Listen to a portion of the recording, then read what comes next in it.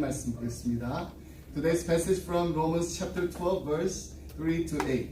우리 로마서 12장 3절로 8절 말씀 보겠습니다. 로마서 12장 3절로 8절 말씀, 우리 말씀 한 절씩 교독하겠습니다.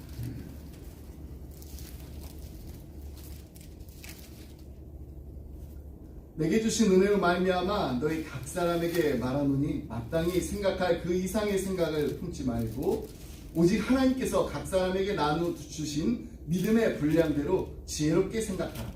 우리가 믿음에 많은 제사를 하였으나 모든 제사가 같은 일을 가진 것이 아니니 이와 같이 우리 많은 사람이 그리스도 안에서 한 몸이 되어 서로 지체가 되었느니라. 우리의 주신 은혜로 받은 자가 받으니 꼭 예언이나 믿음의 분체로 혹 섬기는 일이면 섬기는 일로, 혹 가르치는 자면 가르치는 일로, 위로하는 자면 위로하는 일로, 피하는 자는 참신함으로, 다스리는 자는 부지런함으로, 공의를 베푸는 자는 즐거움으로 하십니다. 아멘. 네, 지난주 우리는 그리스도의 몸된 교회를 섬기기 위해서 하나님께서 우리에게 주신 몇 가지 은사요? 7가지 은사들 가운데 예언의 은사 그리고 섬김의 은사에 대해서 말씀 나눴습니다. 지난주 이제 예배를 이렇게 마치고서 이제 친교실에 나와서 우리 3월에 그 생일을 맞으신 분들 우리 함께 축복했어요. 그리고 뒤에 이제 함께 우리 식사를 하면서 제가 너무너무 감사했습니다. 한 분 한 분이 너무 열심히 서로를 위해서 막 섬기는데 막 힘쓰는, 근데 섬기는데 힘쓰는데 너무 즐거운 그 모습을 가지고 즐거운 얼굴로 섬기는 걸 보면서 제가 이런 생각이 들었어요. 우리 교회는 정말 다른 것보다도 이 섬김의 은사를 가지고 계신 분들이 참 많구나.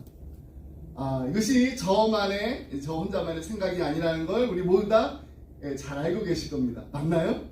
우리에게 참 섬김의 은사 가지고 있는 분들 많습니다. 교회 안에서도 아름답게 섬기실 뿐만 아니라 교회 바깥에서도 계속해서 귀한 나눔과 섬김으로 풍성한 예수님의 사랑을 풍성히 나누는 우리 기쁨의 성도님들이 다 되시기를 간절히 소원합니다. 오늘은요, 로마서 12장에 나오는 7가지 은사들 가운데 이제 5가지가 남았습니다. 이 5가지 은사에 대해 말씀을 나누도록 하겠습니다. 가르침과 위로, 구제와 다스림, 그리고 긍휼의 은사입니다. 예언과 가르침은 말씀의 은사입니다. 그리고 구제와 긍휼은 이 섬김의 은사이기 때문에 오늘 본문에 나오는 이제 순서대로 하지 않고 함께 이렇게 묶어서 말씀을 나누도록 하겠습니다. 첫 번째 이제 우리 가르침의 은사. 이 가르침의 그 은사를 가진 사람은요, 계속적으로 가르쳐야 됩니다. 제 주변에 정말 이 가르치는 그 은사를 가지신 분들이 참 많이 계세요. 그 중에 한 분이 제가 이제 세미너리 다닐 때 리더십과 또 상담학을 가르쳐 주셨던 이 Dr. 지머맨이라는 이제 교수님이에요. 저는 그 교수님이 가르치는 과목이라면은 이게 리퀘어먼트가 아니거든요. 그래서 제가 한 과목도 빠지지 않고 다 들었습니다. 가르치시는 것도 너무 이해하기 쉽게 가르쳤을 뿐만 아니라 이 학생들이 또 지식을 정확하게 배울 수 있게 해주셨습니다. 또 그 안에서 이제 원칙을 발견하게 해줬을 뿐만 아니라 그것을 이제 어떻게 이제 목회 현장에서 잘 적용할 수 있는지 하나 이렇게 도와주셨어요. 이처럼 가르치는 은사는요, 얼마나 많은 성경적인 지식을 가지고 있느냐, 이 아니에요. 기록된 이 하나님의 그 말씀이 우리의 삶에 이렇게 밑줄을 쫙 긋게 할 수 있도록 도와주는 은사입니다. 말씀 안에서, 말씀과 함께, 말씀이 이끄시는 대로 순종하며 살아갈 수 있도록 도와주는 것이 바로 이 가르치는 은사입니다. 그 다음 은사는요, 위로의 은사입니다. 위로하다라는 이제 헬라어는요, 파라칼레오입니다. 파라칼레오. 파라, 옆으로, 칼레오, 부르다. 옆으로 이렇게 부르다라는 의미입니다. 팀케러 목사님은 이 위로하는 일, 또 좋은 번역이긴 하지만은 그 속에 이렇게 다른 사람들 또 지지하고 또 고마한다라는 이 현대적인 그 의미의 상담도 포함된답니다. 여러분, 제가 상담 공부를 했잖아요. 근데 이제 상담을 잘 하려면은 제일 중요한 게 있습니다. 저도 참 훈련을 받았다고 하면서도 참 하기 힘든데요. 상담을 잘 하려면은 먼저 잘 들어야 돼요. 그리고 우리가 경청을 해야 된답니다. 경청. 먼저 또 잘 들어야지 또 이렇게 잘 말할 수가 있습니다. 경청까지는 또 잘 할 수 있어요. 근데 우리가 또 경솔하게 또 내뱉은 말 때문에 지체의 마음의 위로가 아니라 또 큰 상처를 줄 수가 있습니다. 그렇기 때문에 이 위로하는 사람들은 조언도 해야 되고 또 지지도 해야 되는데 이것을 따뜻하게 이렇게 받아주는 이 다양한 이들을 통해서 이 사람들을 섬겨야 돼요. 그렇다면 우리 어떻게 이 위로의 은사를 잘 사용할 수 있을까요? 저 이 말씀 마치고 나서 또 예배 마치고 나서 나중에 우리 교회 정말 위로의 은사도 많은 분들이 갖고 계시구나 이거를 또 발견하기 원합니다. 자, 위로의 은사. 예수님께서요 제자들에게 이 팔복을 가르치시면서 이런 말씀하셨습니다. 마태복음 5장 4절 말씀입니다. 애통하는 자는 복이 있나니 그들이 위로를 받을 것입니다. 애통하는 자들에게 주시는 복이 무엇인가요? 바로 위로하는 위로. 애통하는 자는 위로를 받을 것이라고 했습니다. 근데 어떤 위로를 받나요? 예수님께서 이 약속하신 위로라는 이 단어도요 대단히 흥미로운 단어입니다. 헬라어로 아까 말씀드린 파라칼레오, 옆으로 부르다. 자, 파라칼레는요 이 하나님의 곁으로 부른다라는 뜻을 가지고 있습니다. 다시 말해서 애통하는 자에게 정말 하나님께서 위로 주시는데 그 위로는요 바로 하나님께서 가장 가까운 곳을 부르시는 거잖아요. 함께 하신다라는 이 축복의 의미가 담겨져 있는 것입니다. 여러분 우리가 성령님을 또 다른 보혜사 성령님이라고 하잖아요. 근데 그 이름이 헬라어로 파라클레이토스입니다. 곁에서 돕는 자예요. 우리의 위로자로, 우리의 상담자로, 우리의 대변자로 우리와 함께 하시고 우리를 도우시는 분이 바로 성령님이십니다. 다시 말해서 하나님께서는 우리의 가정에 정말 애통하고 정말 우리가 가정에 애통 하나님 앞에 나와서 정말 기도할 때 하나님께서 이렇게 약속하시는 거예요. 내가 너와 항상 함께 하겠다. 혹시 이 자리에 그리고 또 온라인으로 또 예배를 드리시는 분들 가운데 우리 자녀들 때문에 특별히 이렇게 방황하는 자녀들 때문에 남몰래 이렇게 새벽마다 눈물 뿌리면서 기도하는 어머니들이 계시잖아요. 왜 우리 자녀들에게 지금 이런 시련을 하나님 주십니까? 이렇게 막 하나님과 씨름하고 있는 분들도 계실 겁니다. 하나님이 정말 진정 살아계시다면 어떻게 이런 가혹한 일이 이렇게 감당이 되지 않는 일이 우리 가정에 일어날 수 있냐고 솔직하게 따지시는 분들도 계실 겁니다. 그래도 괜찮습니다. 너무 힘들다면은 우리 하나님 앞에 나와서 우리가 할 수 있는 일이 정말 애통하는 일밖에 없다라면은 우리 그렇게 해야 됩니다. 그렇게 하셔야 됩니다. 애통하는 자는요 한탄하는 자가 아니에요. 그냥 뭐 신세 타령하는 자가 아닙니다. 내가 도무지 어떻게 해볼 수 없다라는 이 사실을 인정하고 하나님 도와주세요. 하나님의 도우심을 간절히 구하는 자가 바로 애통하는 자입니다. 근데 이처럼 우리가 애통할 때 하나님께서는 우리를 위로해 주실 거라고 약속하셨습니다. 어떻게 해요? 하나님의 곁으로 가장 가까운 곁으로 부르시는 그 축복으로 우리가 가장 힘들고 우리가 가장 어려워할 때 하나님께서 우리를 부르셔서 You are not alone. 내가 항상 너와 함께 하리라. 이렇게 위로해 주시고 주님의 날개 밑으로 우리를 품어주실 줄 믿습니다. 아멘. 그러므로 위로의 은사, 이 위로의 은사를 받으신 분들은요 따뜻한 마음을 가지고 따뜻한 위로의 말을 전해야 합니다. 예수님처럼, 하나님처럼, 성령님처럼 내 옆으로 와. 아니, 내가 당신 옆으로 갈게. You are not alone. I will always be with you. 내가 항상 옆에서 함께 해줄게. 이런 따뜻한 위로의 말로 지금 우리 주변에 힘들어하고 어려움에 빠져 있는 우리의 지체들과 우리 이웃들에게 힘이 되어지고 용기를 북돋아주는 위로하는 자들이 다 되시기 바랍니다. 아멘. 그 다음에 나오는 구제의 은사 그리고 긍휼의 은사를 우리 함께 보겠습니다. 이 은사를 받은 사람들은요, 그들이 가지고 있는 것 그것만큼이 아니라 그 이상을 주면서 막 어떻게 베풀까, 그 베풀 기회를 찾으시는 분들이에요. 이런 사람은요, 부유한 경우도 있지만은 그렇다고 꼭 많은 걸 가지고 있지 않아요. 대부분은 시간과 에너지 그리고 또 전문 기술, 내가 가지고 있는 거를 이렇게 나누는 평범한 사람의 경우도 많습니다. 어떻게 보면 더 많아요. 구제 은사를 가진 사람들은요, 풍성하게 베푸는 것도 즐기지만 대개는 그냥 풍성하게 그냥 퍼주면서 하는 걸 즐기라 베풀 때 지혜롭게 베풉니다. 이들의 관대함은요, 영적으로 풍성한 열매를 맺게 됩니다. 근데 이 구제를 잘하시는 분들의 그 마음을 보게 되면요, 긍휼히 여기는 마음이 있습니다. 긍휼히 여깁니다. 이 매튜 헨리는요, 긍휼은 비천한 삶을 동정하고 구제하려는 자애롭고 경건한 마음을 지닌 모든 사랑의 행위라고 말했습니다. 윌리엄 바클레이는요, 그 사람의 입장에서 그 처지와 형편을 보고 느끼는 공감이라고 해석합니다. 말이 좀 어렵죠. 쉽게 말하자면요, 긍휼이란 불쌍히 여기는 마음이에요. 불쌍히 여기는 마음.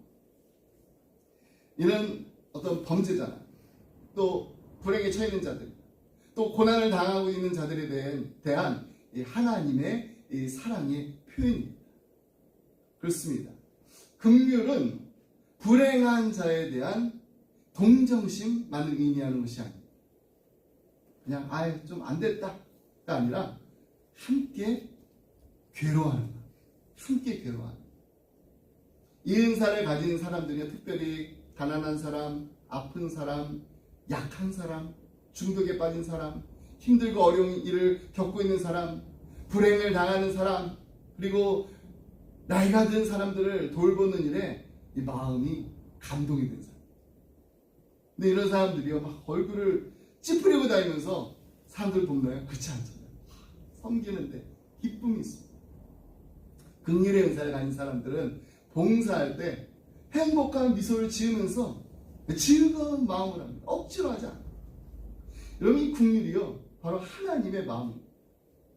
사도 바울은요, 에베소 이 교인들에게 하나님은 긍휼에 풍성하신 하나님이라고 소개했어요. 에베소 2장 4절 5절 말씀입니다. 긍휼이 풍성하신 하나님이 우리를 사랑하신 그 큰 사랑을 인하여 허물로 죽은 우리를 그리스도와 함께 살리셨고 너희는 은혜로 구원을 받은 것이다. 찰스 스퍼전 목사님은 하나님이 기뻐하시는 것에 대해서 이렇게 말했습니다. 어떤 사람은 장사하길 좋아하고, 또 어떤 사람은 예술하길 좋아하고, 또 어떤 사람은 연예계에 종사하기를 기뻐하듯이 하나님은 긍휼을 베푸시기에 기뻐하신다. 이게 하나님이 제일 좋아하시고 잘하신다. 사람들은요, 각자 자기가 이렇게 좋아하는 걸 행함으로써 그 일에 대한 이 애정 때문에 정말 막 열정을 가지고 그 일을 수행함에 정말 유능하게 합니다. 마찬가지로 하나님도 긍휼을 베푸시는데 유능하시다라는 거예요. 마찬가지로 정말 하나님은 긍휼을 베푸시는데 유능하시는데 그냥 유능한 것이 아니라 것으로 끝나는 것이 아니라 그 긍휼에 전력을 다 기울여서 하신다는 겁니다. 하나님께서는 왕권의 상징인 이 황금호를 주신 그 오른손을 펴시면서 죄인들에게 내게 와서 이 호를 만지면 너희가 살리라 라고 말씀하실 때 가장 행복하다는 것입니다. 그렇습니다. 하나님은요, 죄인인 우리에게 긍휼을 베푸실 때 가장 행복해 하십니다. 그러므로 이제 우리도요, 하나님의 긍휼로 구원을 받은 줄 우리가 분명히 믿는다면 이 긍휼의 마음을 품고 이제 우리도 남을 긍휼히 여기는 사람이 돼야 됩니다. 마지막입니다. 다스림의 은사. 이 다스림이라는 이 헬라어는요, 인도하다라는 뜻이 있어요. 또 돌보다라는 뜻이 있어요. 자, 기독교 사역에서는요, 이 인도하다, 이 돌보다, 이 두 가지 다 동일한 개념입니다. 그러므로 다스리는 자는요, 부지런함으로 해요. 부지런. 다스림의 그 은사를 가진 사람이 막 나태해가지고 이 나태함 속에 빠져 있다면 어떻게 될까요? 자녀들은 누구의 등을 보면서 자란다고요? 예, 부모의 등. 부모의 등을 보면서 자란다고 했습니다. 몸으로 가르치니 따르고 입으로 가르치니 반항한다, 이런 말이 있어요. 리더들도 마찬가지예요. 우리가 입으로 다스리는 것이 아니라 몸으로 내가 먼저 솔솔 수범하면 따르게 돼 있습니다. 지난 2주 동안 읽은 말씀이 여호수아서, 이 모세의 뒤를 이어서 이제 새로운 리더가 된 여호수아가 이제 요단강을 이제 건너게 됩니다. 어떤 일이 벌어지나요? 200명이 아닙니다. 200만 명이나 되는 이스라엘 백성들이 어떻게 요단강을 건널 수 있었는지, 그 비결이 여호수아 3장 14절에 나옵니다. 백성이 요단을 건너려고 자기들의 장막을 떠날 때 백성들은 언약궤를 메고 백성 앞에서 나아가니라. 언약궤가 백성을 인도했기 때문에 이 언약궤를 맨 이 제사장들 역시 백성들보다 뒤에 갈 수가 없습니다. 먼저 앞에 나가야 했습니다. 언약궤는요, 보통 이 레위 지파 사람들에 의해서 운반돼요. 그런데 여호수아 3장에 보면은 그 역할이 영적 지도자들인 누구요? 제사장들. 이 제사장들에게 직접 맡겨진 것을 볼 수가 있습니다. 그만큼 요단강을 건너는 일이 중요했기 때문입니다. 그것은 하나님의 엄청난 기적과 이 약속의 성취가 이루어지는 일이었습니다. 민족의 운명이 지금 걸려있는 역사적 사건이었습니다. 그래서 제사장들이 직접 했습니다. 이처럼 영적 지도자는요, 정말 이 중요한 상황에서 다른 무엇보다도 하나님 붙잡고 직접 나서야 됩니다. 어떤 일에서는요, 그 누구에게도 맡기지 못하고 리더가 직접 이렇게 감당해야 될 그 몫도 있는 것이 법입니다. 리더는 백성들보다 항상 앞서 나가요. 앞에 나가요. 리더가 돌격 앞으로 이렇게 명령만 내려놓고 자신 이렇게 뒤에 이렇게 가만히 돌격 앞으로! 그러고 다 나가는데 이렇게 가만히 지켜만 보면은요, 그래서 부하들을 죽음으로 몰아넣는다면은 그는 진정으로 팔로워를 사랑하는 리더가 아닙니다. 세상의 군주들은요, 자기의 생명을 지키려고 부하들을 전쟁터에 죽음터로 내보냅니다. 그런데 우리 예수님 어떠십니까? 예수님은 우리를 사랑하는 예수님의 백성들을 살리기 위해서 가장 먼저 나가서 죽으셨습니다. 그렇습니다. 영적 리더는요, 앞서서 희생을 하고 먼저 가서 길을 만드는 사람. 이스라엘 그 수상 중에 이 백인이라는 백인이라는 분이 있어요.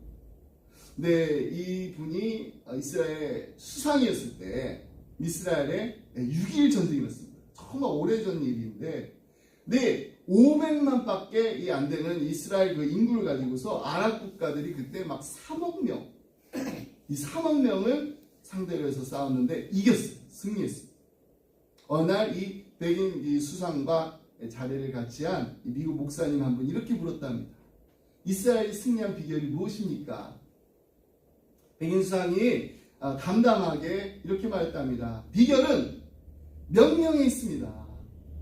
우리 이스라엘의 장군이면은 부하들에게 절대로 명령하지 말아야 될 명령이 하나 있어요. 그것은 바로 앞으로 가랍니다. 앞으로 가. 그러자 목사님 또 묻습니다. 그러면 뭐라고 명령을 하나요? 앞으로 가가 아니라 나를 따르라. 이 나를 따르라는 명령. 자기는 뒤에 있으면서 앞으로 가라! 이 따위의 그 명령은 이스라엘에는 없습니다. 다만 나 스스로 먼저 가면서, 내가 먼저 가면서 나를 따르라! 이렇게 말할 뿐입니다. 바로 여기에 승리의 비결이 있습니다. 주님께서는 당신이 친히 십자가를 지시고 우리를 향해서 이렇게 말씀하십니다. 자기 십자가를 지고 나를 따르라. Take up your cross and follow me. 여러분, 여기에 승리의 비결이 있습니다. 이제 우리는요, 예수님이 가신 길을 따라가야 됩니다. 우리가 달려가야 될 그 길에 어떠한 일이 있어도 오직 믿음의 주요 온전하게 하신 이인 예수님을 바라보고 끝까지 달려가는 우리 모두가 되기를 간절히 소원합니다. 말씀했습니다. 하나님께서는요, 저와 여러분에게 각기 다른 은사를 주셨어요. 고린도전서 12장과 에베소서 4장에 보면 이에도 다른 여러 가지 많은 은사들이 있습니다. 크리스천들의 가장 중요한 과제는 내게 주신 그 은사를 가지고 봉사할 수 있는 그 자신의 사역 자리를 발견하는 겁니다. 내가 서야 할 그 자리를 발견한 사람, 그리고 하나님께서 내게 그 일을 맡겨주셨다는 그 확신 속에서 지금 그 일을 하고 있는 사람보다 더 행복한 사람이 어디 있을까요? 하나님이 기뻐하시는 거룩한 산 제물로 우리를 드리게 되는 가장 첫 번째 현장이 바로 교회 안입니다. 교회 안에서부터 섬겨야 됩니다. 그리스도의 몸된 교회에서 서로가 서로를 먼저 아끼고 섬기기 위해 하나님께서 우리에게 은사를 주셨습니다. 그 은사를 기쁨으로 감사함으로 사용하는 건강하고 행복한 지체들이 되기를 간절히 소원합니다. 아멘. 그리고 우리 기쁨의 교회가 나뿐만 아니라, 나만 찾는 게 아니에요. 그 은사 내가 찾아서 너무 기쁘다. 나뿐만 아니라 우리 해야 되잖아. 우리가 함께 서야 할 자리를 찾아서 행복하다라고 서로가 서로를 격려하며 서로가 그 자리를 찾아갈 수 있도록 도와주는 교회, 함께하는 공동체, 행복한 공동체가 되기를 주님의 이름으로 축복합니다. 아멘. 기도하겠습니다. 하나님 아버지, 감사합니다. 우리가 아직 죄인 되었을 때 그리스도께서 우리를 위하여 죽으심으로 우리에 대한 하나님의 크신 사랑을 확증하여 주심을 감사드립니다. 아멘. 이제 우리 모두 거룩하신 하나님의 거룩한 자녀로서 이 세상을 살아가게 하여 주옵소서. 하나님 보시기에 아름다운 인생이 되게 하여 주시옵소서. 세상 사람들이 보기에도 불화할 만한 인생이 되게 하여 주옵소서. 아멘. 그리스도의 몸된 교회를 섬길 때 서로가 서로를 사랑하고 아끼며 함께하는 기쁨이 넘치게 하여 주옵소서. 아멘. 그리고 하나님께서 각자에게 주신 은사를 가지고 주어진 자리에서 맡겨진 일들을 감사함으로 감당할 때 풍성한 열매를 맺게 하여 주옵소서. 아멘. 사랑하는 우리 자녀들을 위해서 기도합니다. 하나님께서 이들에게 주신 은사와 달란트를 가지고 그리스도의 몸된 교회를 아름답게 섬기게 하여 주옵소서. 그리고 이웃을 내 몸과 같이 사랑하며 섬기는 예수님의 참 제자들이 다 되게 하여 주옵소서. 아멘. 이 모든 말씀 교회의 머리 대신 예수님의 이름으로 기도드립니다. 아멘. 아멘. 우리 다 같이 자리에서 함께 주의 동수 드리겠습니다.